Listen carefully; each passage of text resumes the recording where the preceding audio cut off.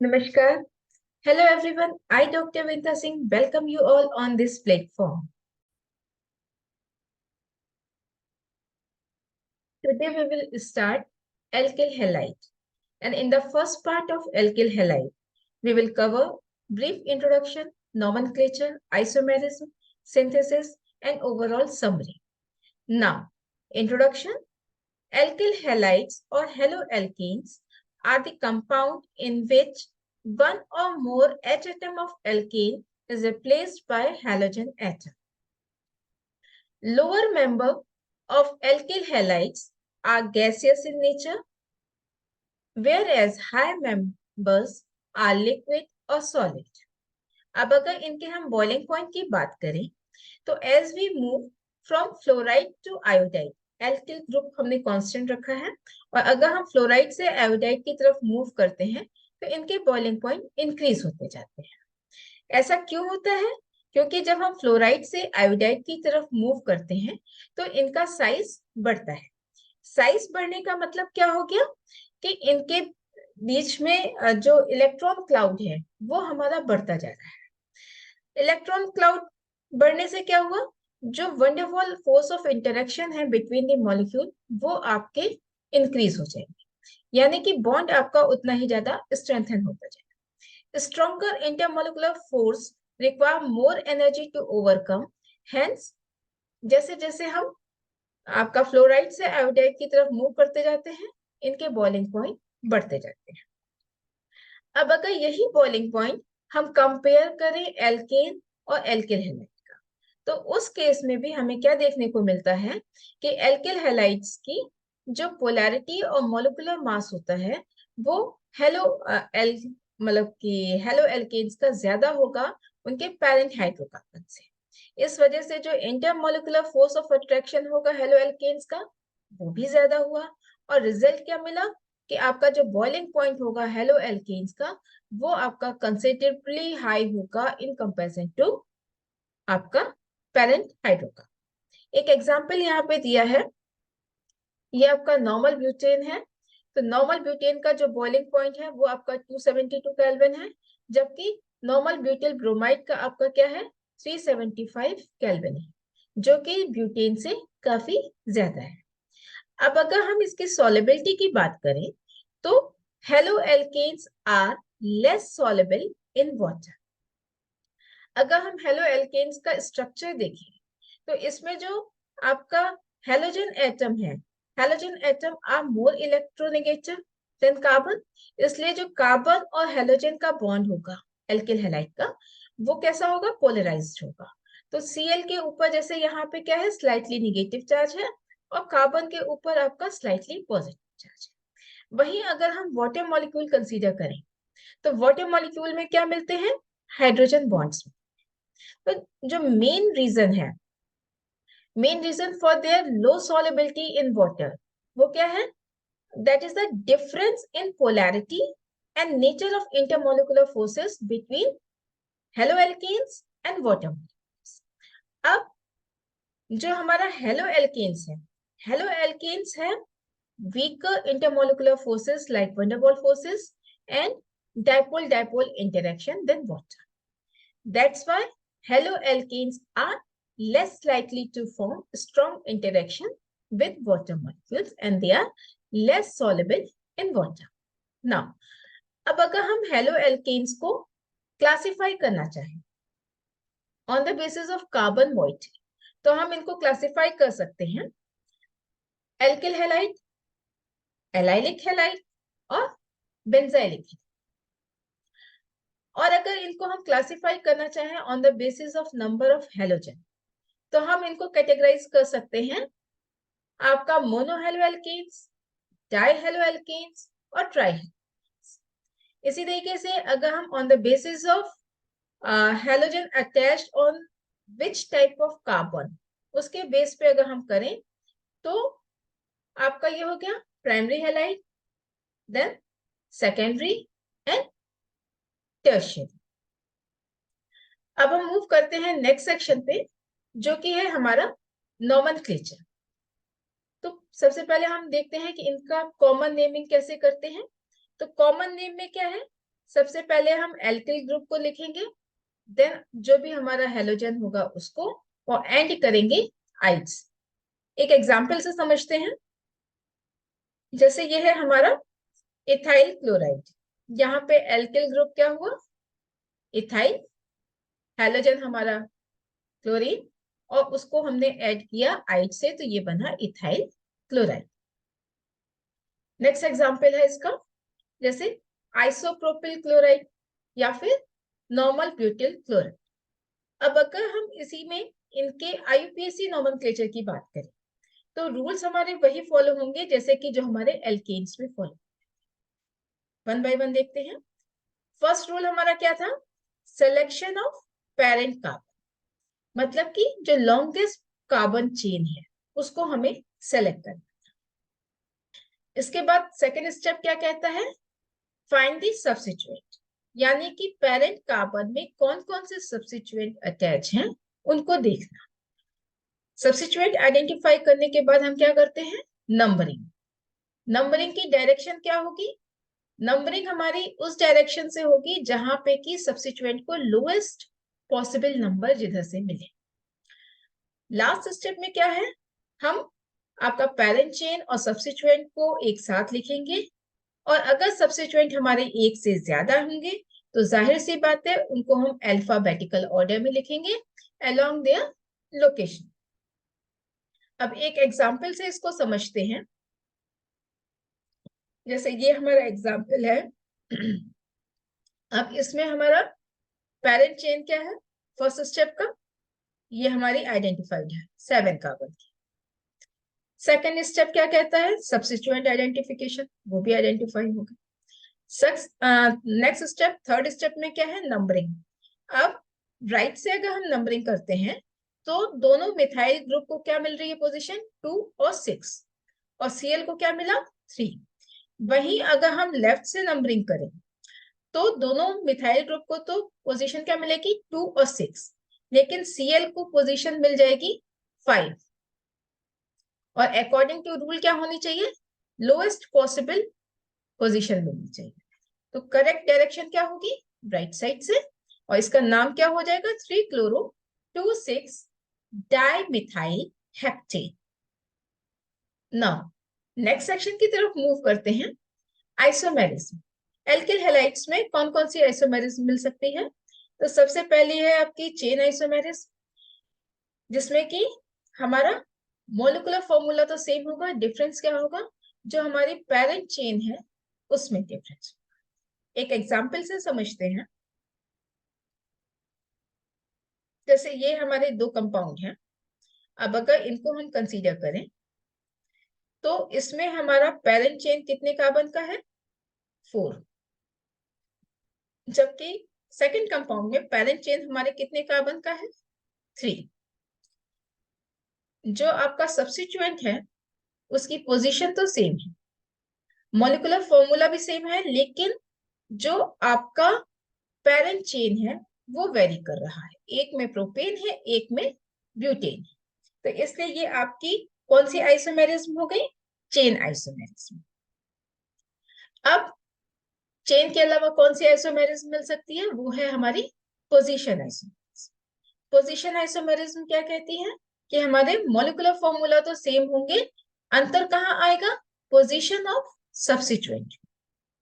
ठीक है, एक एग्जांपल से समझते हैं।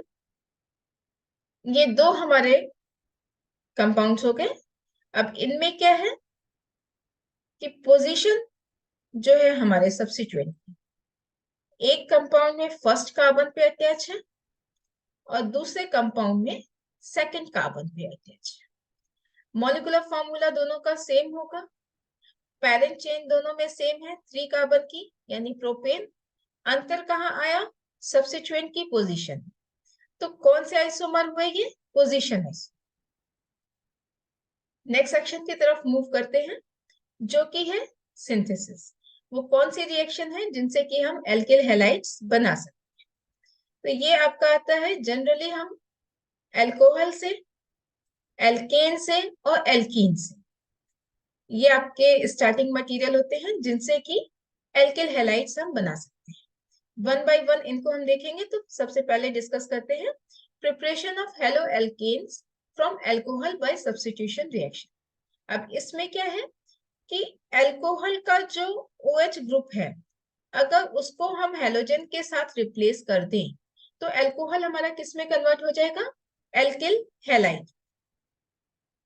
अब हम देखते हैं कि वो कौन से रिएजेंट हैं जो इस तरह की रिएक्शन में पार्टिसिपेट करते हैं।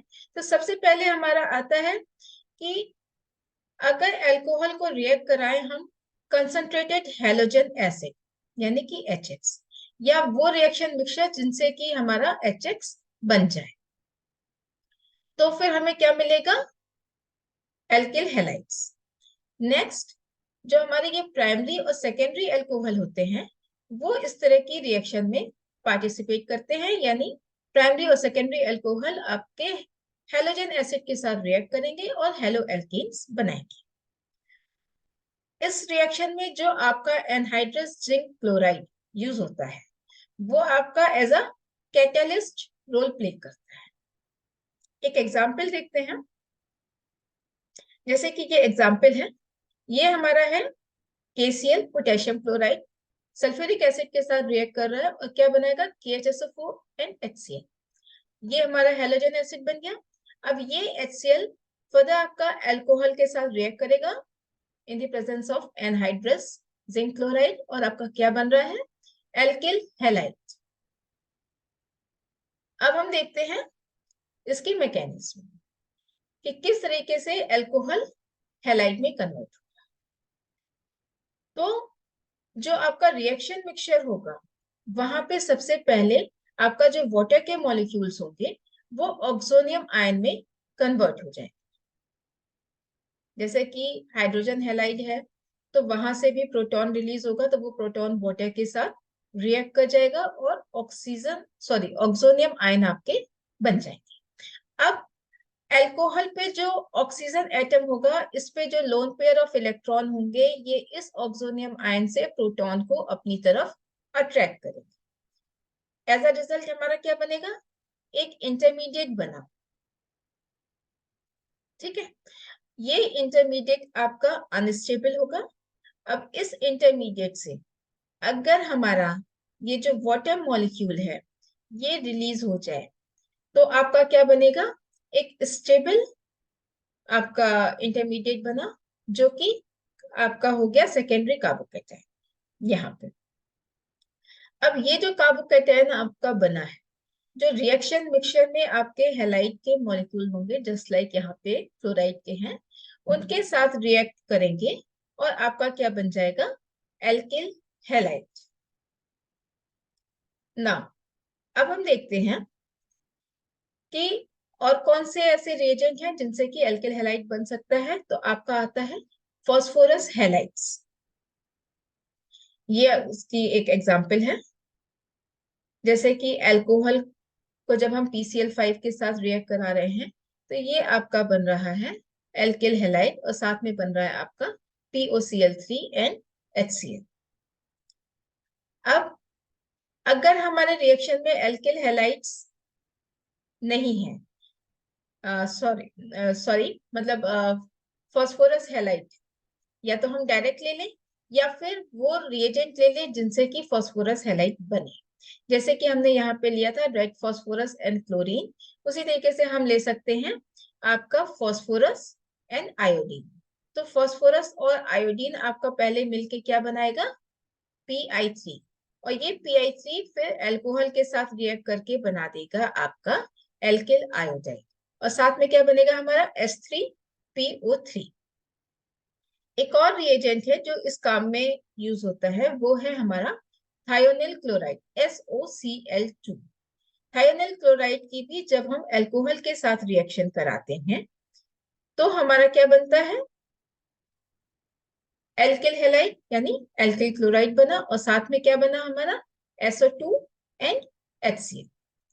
अब हम इनकी मैकेनिज्म देखते हैं जो कि काफी सिमिलर है। फर्स्ट स्टेप में आपका न्यूक्लियोफिलिक अटैक हो रहा है आपका, और ऑक्सीजन जो है फॉस्फोरस के साथ अटैच हो जाएगा। अल्कोहल पे जो ऑक्सीजन होगा वो फॉस्फोरस के साथ अटैच हुआ और नेक्स्ट स्टेप में अगर हम इसको कंसीडर करें लाइक SN2 रिएक्शन, जहां पे कि आपका एक तरफ तो जो हैलाइड आयन है वो अपोजिट साइड में कार्बन के ऊपर अटैच होगा, और दूसरी तरफ से जो आपका लीविंग ग्रुप है वो आपका मॉलिक्यूल से लीव हो जाएगा। एज अ रिजल्ट आपका क्या बना? Alkyl halide.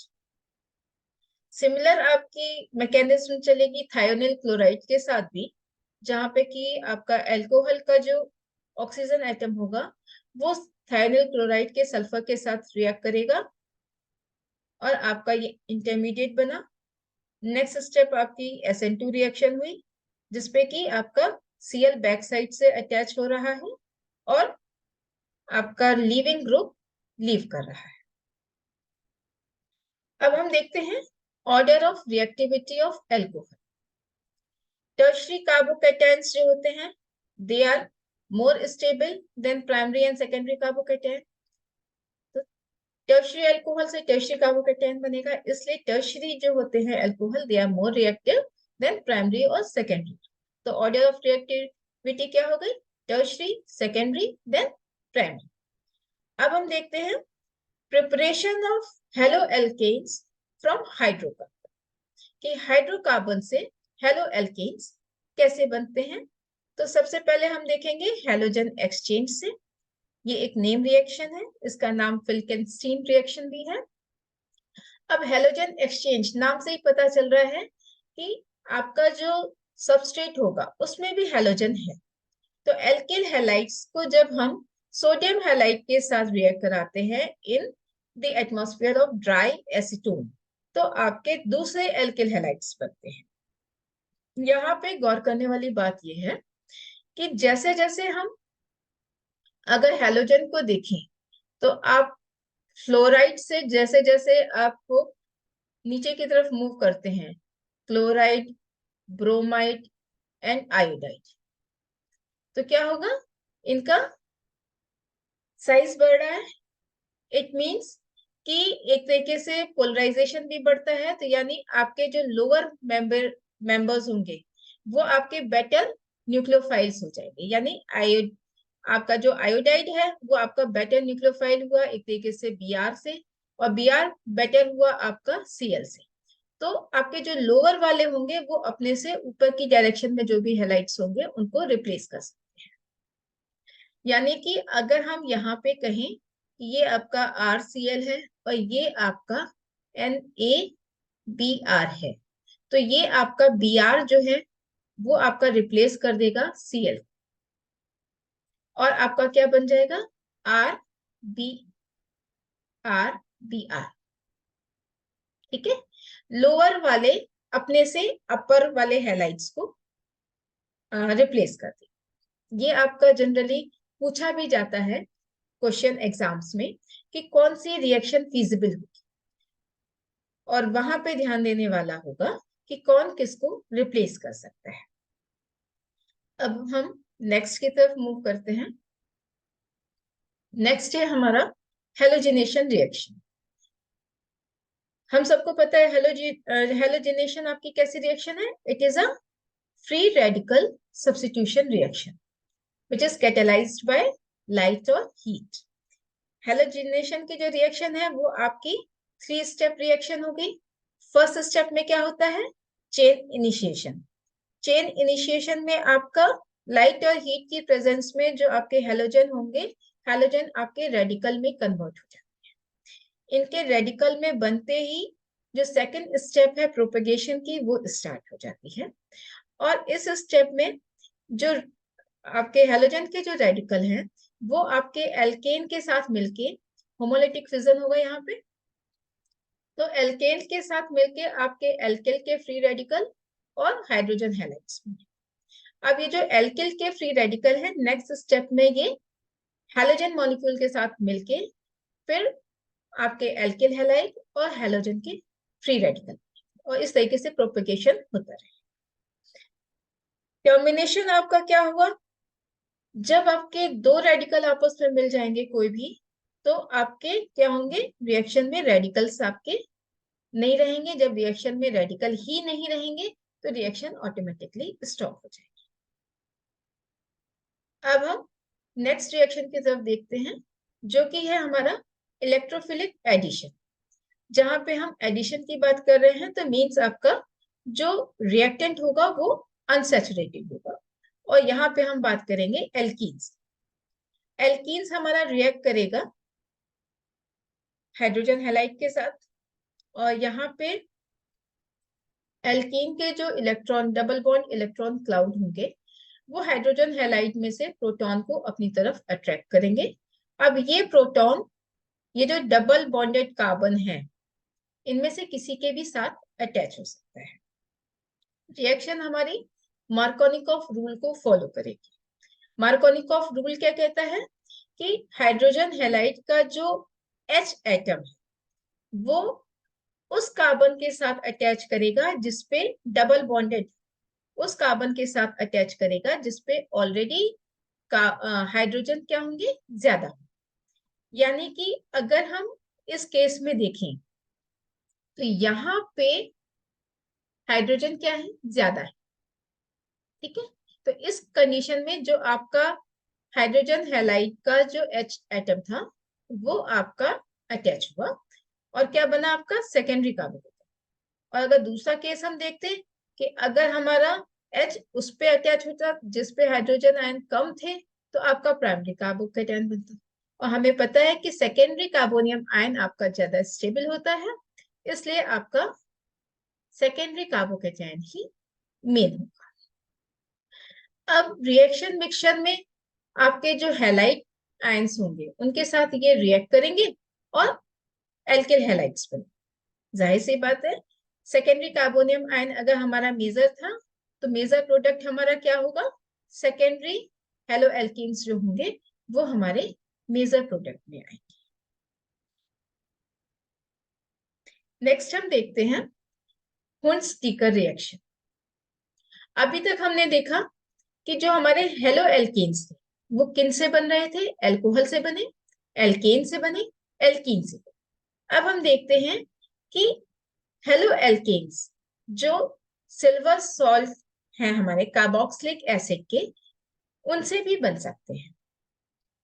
अगर हम सिल्वर सॉल्ट जो है कार्बोक्सिलिक एसिड को, उनको रिएक्ट कराते हैं हेलोजन से, तो इन द एंड हमें क्या मिलेगा, एल्किल हैलाइड। अब हम इसका एग्जाम्पल देखते हैं।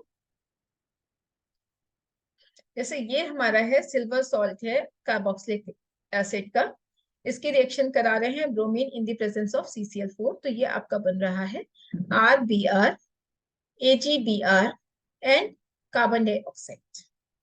अब अगर इसको हम स्टेप बाय स्टेप देखें तो ये हमारा होगा, फर्स्ट स्टेप क्या हुआ हमारा, formation of free radical and reactive intermediate. ये जैसे ये है हमारा। अब इसमें जो सिल्वर आयंस है, सिल्वर जो होगा Br के साथ रिएक्ट करेगा, ठीक है, और यहाँ पे बना OBr। ठीक, एक जो Br का मॉलिक्यूल होगा वो ऑक्सीजन के साथ अटैच होगा। तो यहाँ पे जब बना OBr तो वीक आपके ऑक्सीजन और ब्रोमीन का जो बॉन्ड होगा वीक होगा, होमोलिटिक फिजन होगा यहाँ पे, और आपके क्या बने, कार्बोक्सिलेट के रेडिकल बने और Br के रेडिकल। अब सेकेंड स्टेप क्या कहता है, सेकेंड स्टेप कहता है decarboxylation and free radical formation. Decarboxylation किसका होगा, ये जो हमारे कार्बोक्सिलेट के फ्री रेडिकल थे, अब यहाँ पे भी आपका होमोलिटिक फिजन हो गया और ये CO2 आपका निकल गया और एल्किल का फ्री रेडिकल बना। नेक्स्ट स्टेप में जस्ट लाइक चेन रिएक्शन, जो चेन टर्मिनेशन स्टेप था, उसी तरीके से टर्मिनेशन हो रहा है एक तरीके से। और इसमें जो फर्स्ट स्टेप में आपका Br के फ्री रेडिकल बने थे, Br की, और सेकेंड स्टेप में आपके एल्किल के, ये दोनों ही आपस में रिएक्ट करेंगे और आपका क्या बन गया, एल्किल हैलाइड यानी एल्किल ब्रोमाइड। तो ये तो थी कुछ रिएक्शंस जिनसे कि एल्किल हैलाइड्स हमारा सिंथेसाइज हो रहा है। Now overall summary of the lecture, alkyl halides को हम कैसे रिप्रेजेंट करते हैं, RX के। देन जो नॉमेनक्लेचर था, कॉमन नेम हम इनका कैसे रखते हैं? एल्किल हैलाइड्स में हेलोजन ऐड करते हैं, एल्किल प्लस हेलोजन, और उसका एंड करते हैं IDE से। एल्किल हैलाइड्स में जो आइसोमेरिज्म मिलते हैं वो है चेन और पोजीशन। बॉइलिंग पॉइंट इनका कैसा है? अगर हम RF से RI की तरफ मूव करें तो बॉइलिंग पॉइंट इंक्रीज करता जाता है और आपकी कुछ सिंथेसिस की रिएक्शंस हो। इन रिएक्शन में हम लोगों ने देखा एल्कोहल के साथ सिंथेसिस, एल्कीन के साथ सिंथेसिस, नेम रिएक्शन आपकी हुई हुंस्टीकर रिएक्शन, और हैलोजन का जो एक्सचेंज था वो। आज के लेक्चर में इतना ही। आई होप लेक्चर आप लोगों को पसंद आया हो। अगर आप लोगों को पसंद आया हो तो इस प्लेटफॉर्म को आप सपोर्ट कीजिए, लाइक कीजिए, शेयर कीजिए और सब्सक्राइब कीजिए। मिलते हैं नेक्स्ट लेक्चर में एल्किल हैलाइड की रिएक्शंस के साथ। तब तक के लिए टेक केयर।